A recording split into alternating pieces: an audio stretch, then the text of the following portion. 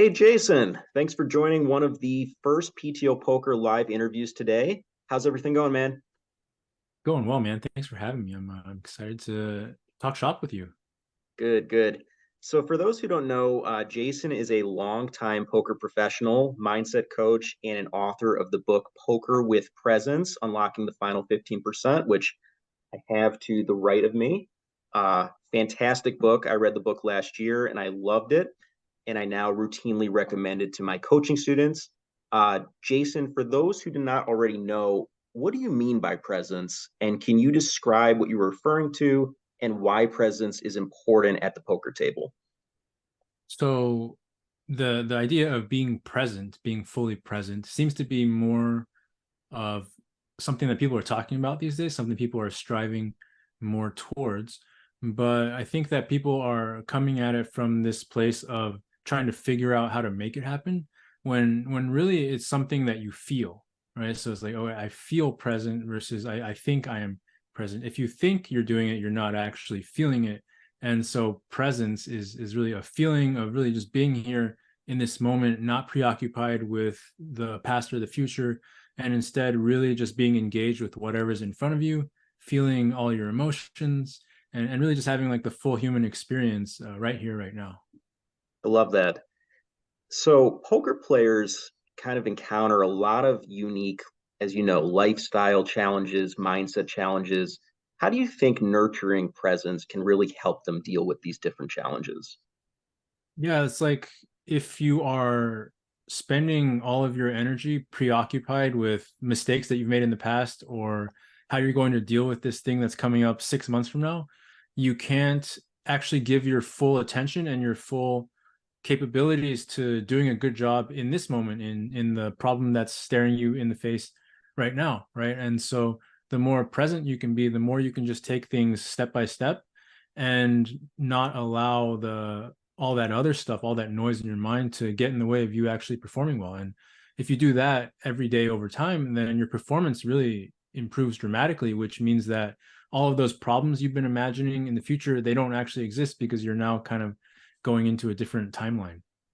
Absolutely. It also seems like it gives players a new way of navigating some of these difficult emotions that poker kind of puts you nose to nose with. As we know, like there's a lot of almost mandatory losing involved in poker, even for winning players.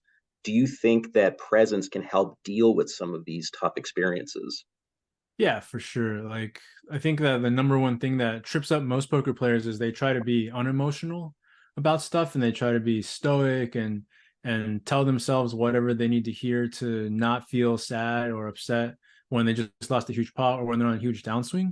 But really all of that is just distracting you from being with the emotion, right? Of just having the emotional experience that you're having right now. And if you keep putting that off, what's going to happen is you'll start to develop behaviors that make the situation even worse because you just develop these coping mechanisms that keep you from actually feeling it. And that really is the only way through. And that might block some intuitions while you're at the table too, right? I mean, sometimes really feeling your way into the game can almost give you these intuitive insights that maybe the logical mind wouldn't see. Yeah, for sure, man. It's basically impossible to trust your gut if you can't hear what it's saying, right? Yeah, And you can't hear what your gut is saying if you're so preoccupied with thinking all these other thoughts that have nothing to do with what's going on at the moment. yeah, completely agree. So it seems like poker is a game that might be naturally conducive to presence, at least in my opinion. I was going to ask you, do you think poker is something that, like any activity, can lead to presence and you can be present through any activity?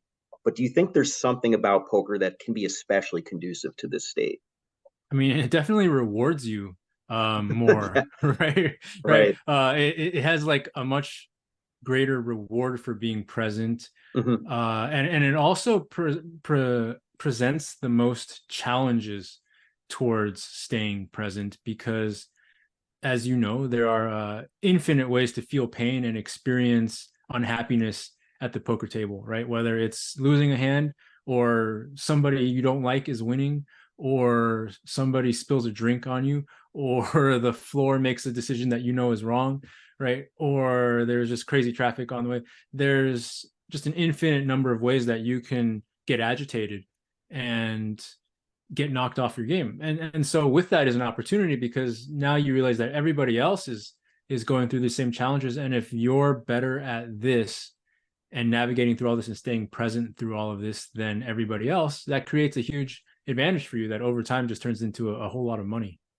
I completely agree with the reward factor. Like there are often these like immediate feedback loops for being present, and poker does reward paying attention and observing not only what's going on around you, but also being very in touch with your own internal landscape and what's going on inside. So I think all of that's really helpful. I tend to tell my clients that poker is a lot closer to a meditation retreat than a sporting event, especially live poker, because there is just so much inactivity.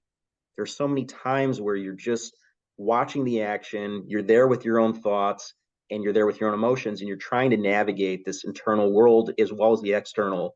And the players that are playing every single hand, they're treating it more like a sporting event where there's constant action, and often they're the players that are donating to the rest of the others. So there is something to this inactivity that I think might be leading to presence. What do you think? Yeah, definitely. Like, how are you going to fill that time? Right. Yeah, That's like a thing that not just poker players, but lots of people have a lot of discomfort and inability to be in quiet, right? To just sit and not be talking, to sit yeah, and not be listening to a podcast, to just sit and not have to occupy themselves with something, right? So in poker, it's the way it turns out is that some people occupy themselves by playing more hands, right? it's so true. Or by stirring up drama and arguing with people, whatever, or just starting to think about how much you hate somebody, or how bad that play was that somebody made, and getting more and more kind of stirred up, right? So poker offers endless opportunity to build that relationship with quiet, with space. Of how do you just learn how to be by yourself, which is I think really cool. It's so true. I've lost track of like the last time I even went to a grocery store and someone's standing in line without distracting themselves with like a phone or some other way to fill the waiting time. And in poker, Yeah, there's just so much waiting time in between hands. And it seems like a big separator between winning and losing players is what is happening in between those hands and in between those decisions. yeah, absolutely. And I'm guilty of it too, but the thing is that if you use it, like you say, as this kind of meditative practice of, okay, yeah, I'm not going to be perfect, I'm going to sometimes catch myself distracting myself, I'm going to sometimes not be completely present, but how quickly can I notice that that's what's happening and then bring myself back, right? How quickly can I just notice that's happened and do something that I know will work to bring me back? And that's the thing, is that if you strive for perfection in this, you'll just fail, and then you'll beat yourself up about it. But if you understand that it's never going to be perfect, but you decide that, like, I'm just going to keep trying no matter what to have this be how I feel, then it's going to go really well. Absolutely. So we have a game in poker that is conducive to presence, and we've acknowledged all the benefits of presence. So it would seem that poker is like an immensely valuable game. However, it's not always treated as such by society. As you know, there is a major societal stigma still, even today, to poker. It's gotten a little bit better, but there are still a lot of people that don't understand poker and they lump it in with all sorts of other gambling activities and don't see the societal value of it. I was going to ask you, why do you think this stigma still exists, and what can people in the poker community do to help destigmatize the game? Yeah, I mean, when you said that, I was reminded of what happened when I met my wife, which is that I told her I played poker for a living, and then she just like didn't talk to me for several days after that before reconsidering, right? And and that's true, because everybody has that one person in their family who just like went off the deep end gambling and lost too much, right? But there's really nothing we can do about that and their associations, other than if you want to change that for the people who you are in contact with, then you just have to show them something different. You have to show up being feeling good, feeling present, being yourself and honest and being somebody who they want to spend time with, right? And demonstrating that, okay, just because somebody else that they know went off the deep end has nothing to do with the game, right? The game was just the vehicle that they used to self-destruct. If it wasn't poker, if poker didn't exist, I promise they would have found something else to self-destruct with, right? Whether another way of gambling or other hobbies, right? Other addictions that come up. So it has nothing to do with the game itself. And so yeah, we kind of just all we can do is show up in our own relationships with people and be as present as we can, and kind of change their minds one at a time that way. There's always going to be people in every field who screw up their lives, right? Even people in the respected professions, they become workaholics Hmm. and avoid their families and mess everything up that way, right? So it has nothing to do with the actual job. It's just that um, poker has a way of accelerating this because a lot of people who do this are also they also happen to be really bad at playing the game. Yeah, I love what you said about, you really need to be the change you want to see in terms of poker and like destigmatizing it. I just think that poker, it's two sides to the same coin. Like poker can be used as this sort of addictive activity with negative consequences. It could just as easily be used as this thing that actually helps people be healthy, because like Yeah. you can, like, you probably recommend to your clients like exercising before a session, or getting in meditation time, or putting in a lot of like disciplined study on the mathematics of the game. There are all these like beneficial things that really can help people if poker is used in the right way. The Yeah. other thing, though, I've always wondered about poker is it does feel misplaced. It's like it is a form of gambling, but like here it is in a noisy casino environment, right next to like roulette and slots and all sorts of things that seem to have very little to do with it. And I just wonder, like, that's its origin, but I wonder if it will ever evolve kind of out of that as people recognize that it's so different from these other games. Yeah, I mean, we'll see, right? We want to be next to all that stuff so that people wander in and we can win, right? So it's a double-edged sword, right? So I don't think that it's necessarily important to differentiate it from everything else, because people are just going to think what they think, right? And so the most important thing is, what is your relationship to poker as the person who plays? Uh, Really the only thing that matters, right? As long as you feel like you're in a healthy relationship with it and that it is contributing to you becoming a better person in your own life, that's just going to start to show up, and people will get that just from talking with you, being around you, and they'll see it. So we don't have to actually change anything about what it looks like or where the game is held.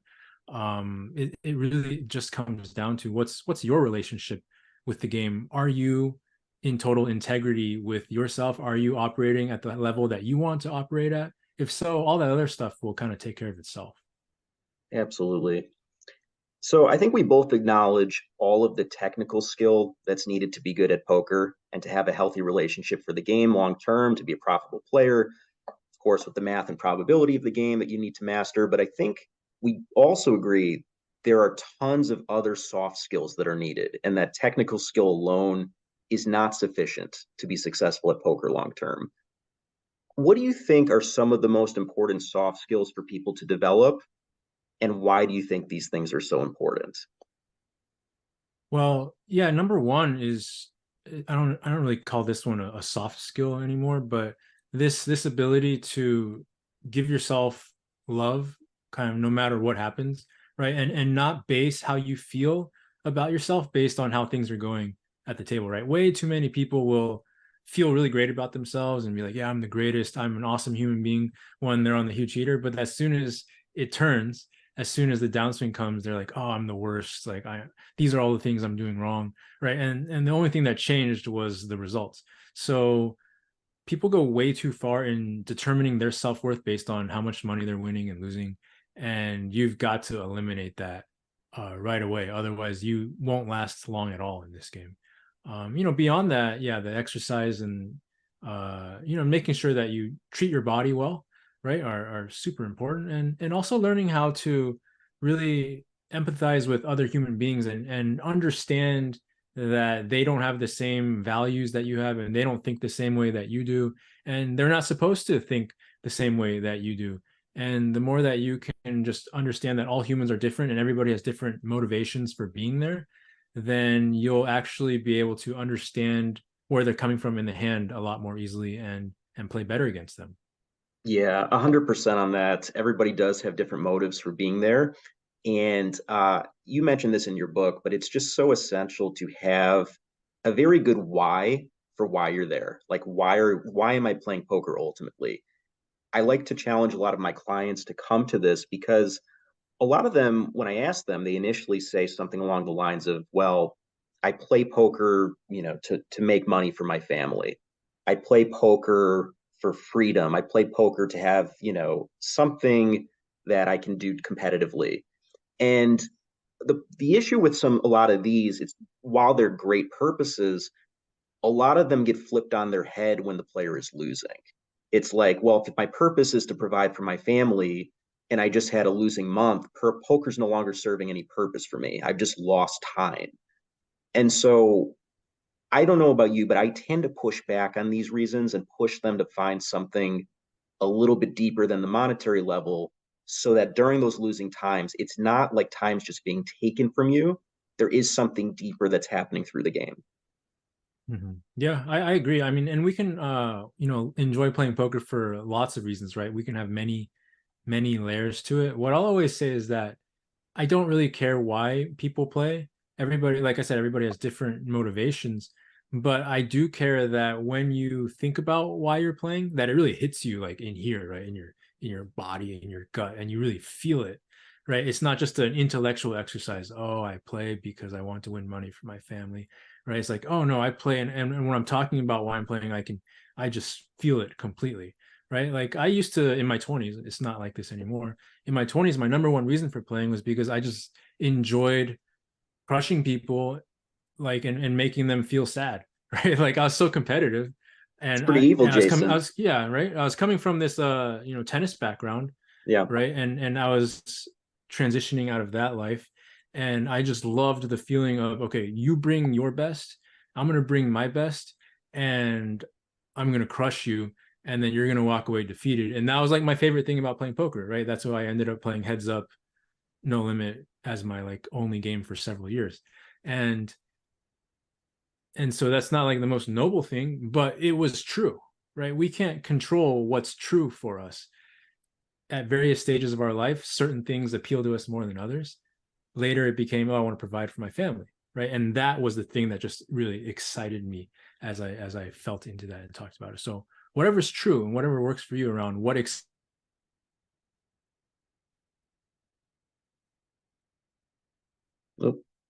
you the most about playing, that's what you got to just let yourself really feel, to continue to feel that. Yeah, absolutely.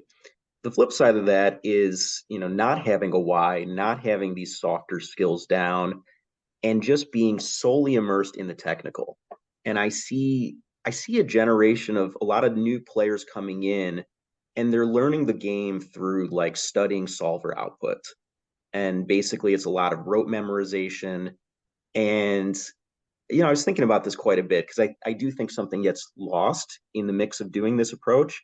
I have my own thoughts about it. I'm curious to hear yours. What happens to a player when they overlook these other factors for playing and they focus solely on the technical?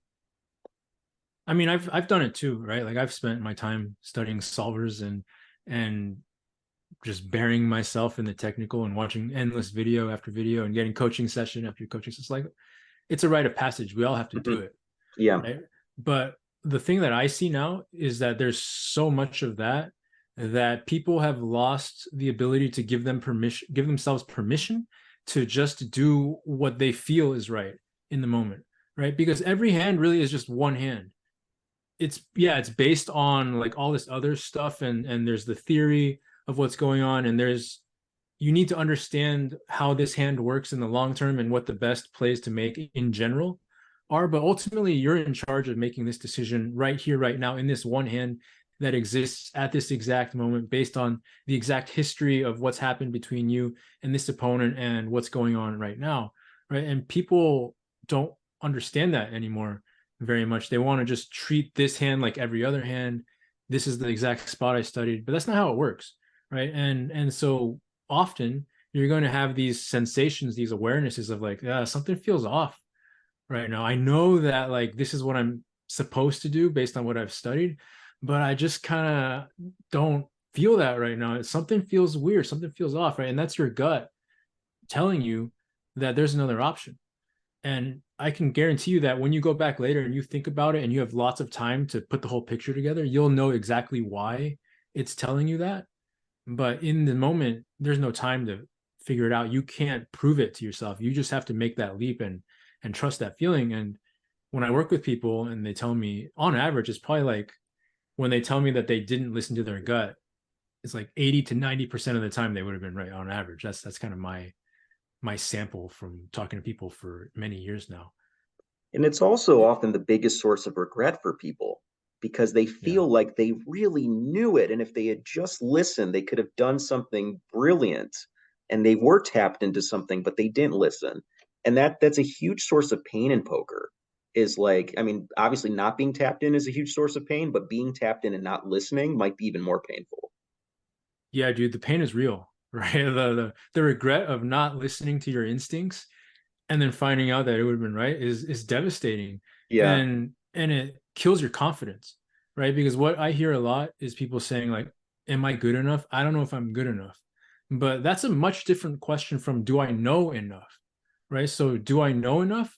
Man, almost everybody who works hard at this game knows enough to make it far. But are you good enough? That's a completely different question, one that is based on how well you're able to just trust yourself in those huge moments where you feel you're just like I feel it, something's off, right? Can you trust yourself and trust your feeling more than this hypothetical thing that you studied 2 weeks ago? That's the real question. and I think that's why we all love the game. It's because there is this element of mystery to it still that can't be solved away.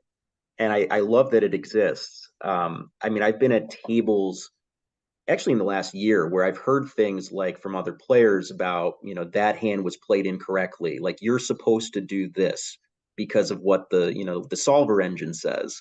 And I think it's a real danger to poker if we take away and kind of solve out this element of discretion and judgment in the moment and remove that element of presence that makes the game so beautiful and dynamic.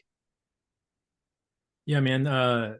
So there's this one book that I read when I was first starting out by Doyle Mm-hmm. Brunson, and it's not super system. It was called like Poker Wisdom of a Champion. And it's just like a lot of his anecdotes and stories of him coming up, right? And one of the first things he wrote is that poker is a game about people, right? If you stop understanding the people, you stop being able to win, right? And when people operate from strictly like, okay, what does the solver do? You're just trying to understand the computer, right? And you're not playing against computer, and so you need to get out of this. What am I supposed to do? Right? Because that's completely irrelevant right now. It's what do I want to do? And what do I want to do takes into account what I'm supposed to do with my hand in theory, right? That is part of the conversation. But when we shift into what do I want to do, it takes you out of that being the only data point and allows you to also include as part of the conversation, well, what does my gut tell me? Absolutely. Now, some people would make the argument that the solver can account for that because, oh, by the way, we can node lock. We can do this thing where we like, tell it to do these certain assumptions. And those specific assumptions that you are the one plugging in, well, that's really the variable of the gut factoring in. Or do you think it's more than that? Do you think the gut is doing more than just node locking a solver output? I think that's like a pretty good metaphor, honestly, is that like the gut is kind of like node locking for you, and just processing it like at a super speed, right? That It's a your lot mind more can't keep agile, up with. right? It doesn't take so Oh long yeah. to sit there and Yeah, wait for it to yeah. process. Yeah, exactly. And even if you were like node locking manually into a solver, like, okay, well, what are you basing that on? Right? Is like just how you feel in the moment. So you might as well just let yourself do it at the deep unconscious level that, if you've spent time studying and you're working hard on your game, you got to give yourself credit and understand that at this deep level, like way more stuff than your mind can process and that you can give yourself credit for. And once you understand that your gut instinct you're feeling is based on all of your years of study and all of the hours that you've put in, like grinding the sims and learning about the technical stuff, it's really one and the same. There's no difference, right? We shouldn't have to argue about like what's one or the other, because you've accrued the knowledge. It's all in there. It's just, are you going to let it come out in the way that it wants to come out in that moment, or are you going to fight it? Absolutely. Yeah, and Doyle's quote is so relevant. Even today, it's so easy to forget that basic truth that this is a game about people. And, it's one of the reasons why I love poker. It really is the people that you meet through the game too. Just like you can be at these tables with just such diverse collection of people and learn so much from them. And it seems like a lot of them tend to have a certain entrepreneurial spirit to them. People that love poker, there's definitely a heavy overlap with entrepreneurs. And I was going to ask you, why might that be, and what are some of the intersections of poker and entrepreneurialism, especially for someone like you that's done both?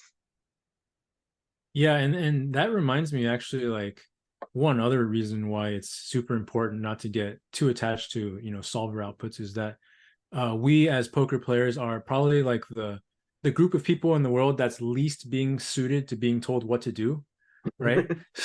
Like we hate it anytime anybody tells us what to do, and yet we're sitting here being like, okay, what would the solver do right now, and then just following that, and that creates a lot of misery, right? And so we're not, first of all, we're not programmed to want to do that. That's why we like poker in the first place, and yet everybody now is like running towards it and giving the solver all their power. So Yeah.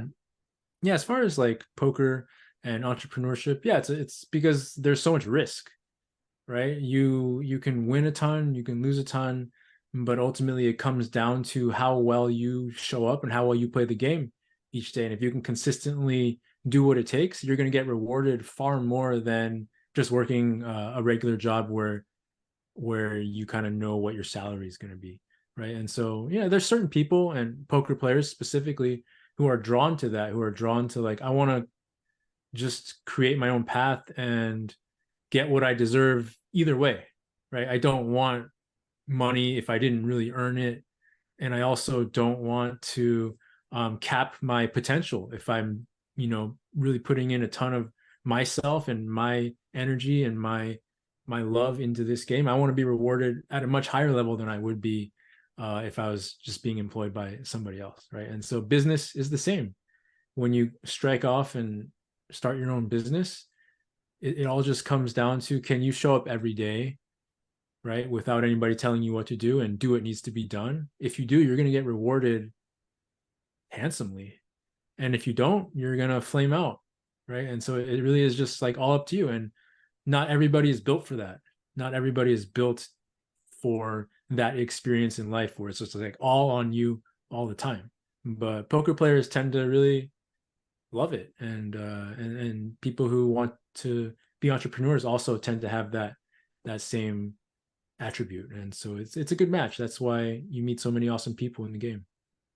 Yeah, I think just as much as all the poker players and entrepreneurs love that unlimited, potential and ability to like set their own path, they really hate having a boss.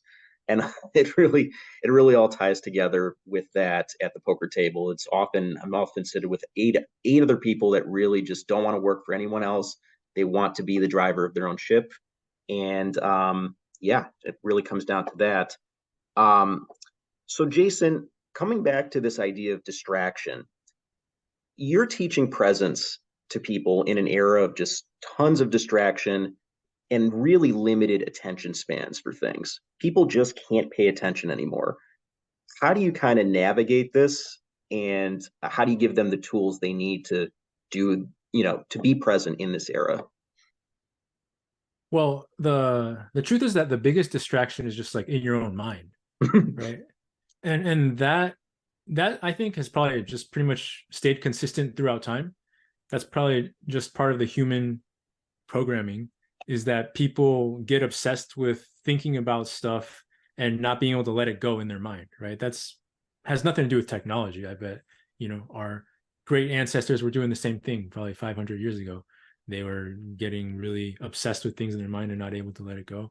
And so the technology and the social media and all of that other stuff, it certainly makes it harder, but really the core issue is the same. Can you feel the feelings that are coming through you that are driving the thoughts into your mind, right? So that's kind of the philosophy that I operate from, is that your mind, the thoughts you're having in your mind are really an expression, a translation of the emotions that you're having.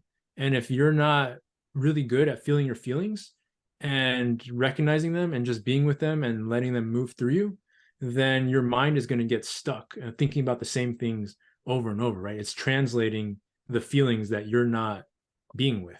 But Yeah. when you get really good at that, if you get really good at feeling your feelings, then your mind kind of releases. And in my 20s, I definitely spent a lot of time doing all this stuff, right? Teenage years, 20s, all the angst, just like always thinking about like, oh, I'm doing this wrong, I'm doing that wrong, I should be doing this, I should be doing that. And all that's gone now. And I can definitely attribute all that to just a long practice of always being willing to feel what I'm feeling, right? And trusting that if something feels off, that's because there's an emotion in there that I'm not letting myself experience fully yet. Yeah, absolutely. I love what you said about the technology versus our own minds. Like our own minds are ultimately the distraction. It's really the tech really just amplifies the problem that we already have, Yeah. which is a lot of us just don't know how to deal with our own minds. I mean, I think the number one manifestation of tilt is just an inability to work with one's own mind, Yeah. and with the tough emotions that come up during poker. And I love what you said about like a huge part of learning to release these things is just by feeling them and allowing yourself to have whatever experience that you're experiencing.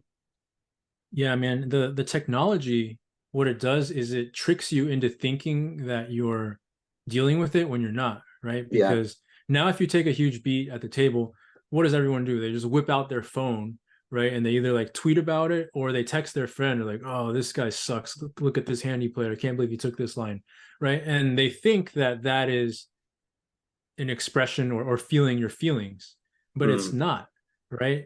That's like just barely scratching the surface. Same deal in the other direction, right? The technology, the social media also provokes a bunch of emotions that you otherwise wouldn't experience if you were just riding around on a horse, right? Because now you see somebody's tweet or Instagram picture and that sparks a feeling inside you that if you're not ready to face and feel and be with that, now guess what? Now you're thinking is like, oh man, this person's life is so much better than mine. Oh, I need to do this, I need to do that. But really it all started from the emotional response you had to seeing the post. 100%. It definitely works in both directions. I do wonder because live poker, online poker is having a lot of issues, as you know, with all the collusion and bots and whatnot, and a lot of people have moved to playing live poker. Live poker, I wonder if like, and I hope this is not the case, but the way that baseball has become almost like too slow for like younger generations, if the shortening of the attention span will eventually leak into that sort of attitude towards live poker. Do you see it going that way, or do you think live poker will stand the test of time, even in like our shortening attention spans? I think live poker is forever. I think live poker is just, as long as there are people, there will be live poker. And can't say the same about online poker because of all the issues that you bring up, right? That may not last, but live poker is just going to be around forever. And the shortening attention spans is actually a huge opportunity for people who are interested in growing their skills and capacity to be emotionally aware, right? And so the shortening attention spans makes it extremely profitable to go out and play live poker and just crush, right? Because you can just ride and deal with everything much more efficiently than everybody else. That's going to be fantastic. um, People will always be driven to play live poker in some part because they're not dealing with the emotions that they're experiencing, right? It's one of the downsides of the game. It's why people have some negative connotations with poker, like we said at the beginning, because a lot of people in their personal life have big emotions, don't want to face it. No, I'm going to go play poker, right? So that's a big reason why poker is so lucrative, because so many people have this relationship with poker. It's like, this is the thing I use when I don't want to feel my feelings. The winning poker player who's able to like keep playing well, they hold it together at the table, and then they use something else when they're home, right? They go smoke a bunch of weed, drink, play video games, snap at their spouse, Hmm. right? Everybody's doing the same thing. It's just that one group of people happens to be able to hold it together at the table, and another group of people goes to the table because they are not holding it together in their life. But it's all the same. I mean, that do you think that might be a little cynical? Like, are there players that are winning players that do hold it together through doing some of the practices you teach? Yeah, but it's a tiny sliver right now. Yeah, yeah, I'd have Right. to agree. And it does seem like poker very much draws in the two polar extremes of people that like very much don't want to feel their feelings and want to be constantly distracted, and people that are going into it with kind of this meditator's mindset of like, I'm willing to feel everything and put myself in all these tough decisions and emotions and come out the other side. Yeah, I mean, it's it's not specific to poker. This is a reflection of how our society has kind of shifted as a whole, right? Like, people who prioritize their thoughts and thinking and trying hard all the time over feeling their feelings, they get rewarded pretty well out in the corporate world, right? People who are willing to like sacrifice their well-being to put in more hours and get paid really well, and get lots of financial benefits from that. And so no surprise that that's happening in poker now too, where people are just like, oh, okay, like all I'm going to do is think about the technical side. And yeah, it's not sustainable is the only problem. Yeah, no, absolutely. And I was going to ask you, like, is showing people kind of this, the joy of being present fully and like doing the different practices that you teach, is that a key way to keep the game of poker thriving? So it's not just this, money making engine. It really is like it's a consciousness training game that exists for people that's very unique in that way. I mean, I don't know because if everybody's like playing this way, there's no edge anymore, right? So the game thrives because there's edges available. If everybody's playing at this level where they're feeling all their feelings all the time and really good at processing their emotions, and they never dip below their A game, there's no game to play anymore, right? You wouldn't play in those games because there's that's not a good use of your time, right? So like, I'm here to do my thing, and everybody who's interested in becoming more aware of their feelings and playing their game at a high level and enjoying their life, yeah, great, come on, let's do this. But my goal is not to like take people who are not already interested in this idea and like being like, come on guys, let's everybody do this together, right? Everybody's going to kind of go on their own speed. Everybody has their own path, and some people just aren't interested, and I'm okay with that. Yeah, and I think a lot of your students are more than okay with that too. It makes the Yeah. game to, like you said, to continue to be profitable. And when the other players are, more open to this type of thing, they'll probably be signing up. Yeah. So, um, Jason, thanks again for joining today and for all your insights. This has been, terrific. I just wanted to ask you if there's one thing that people should take away from this conversation, everything we've talked about, what do you think is that one thing? Yeah, I'd say that it really is just an inner game, right? So there's this great book called The Inner Game of Tennis that I read when I was a teenager as a junior tennis player. And that's probably where I started becoming interested in this idea that, right, it's all happening in here, right? This is not happening to me. I'm the one kind of making all this happen. And so I think the big thing to understand is that like, you're not playing poker first and foremost. You're being who you are, and then you just sometimes happen to go out and play poker, right? And so the real skill is learning how to just be completely who you are, and feel good doing that and learn how to do that in a way that you can do all day, every day. Right. And then you happen to go play poker sometimes, and that comes out in the way that you play.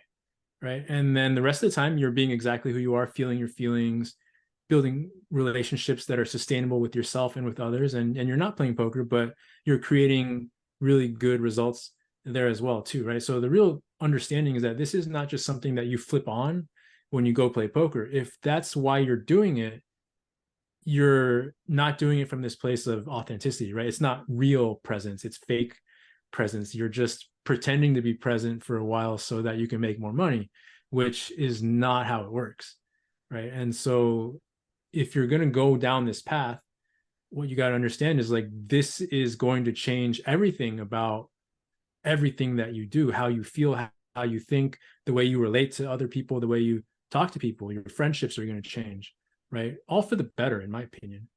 But this is not just like a way to make more money. Is the number one thing that people should know.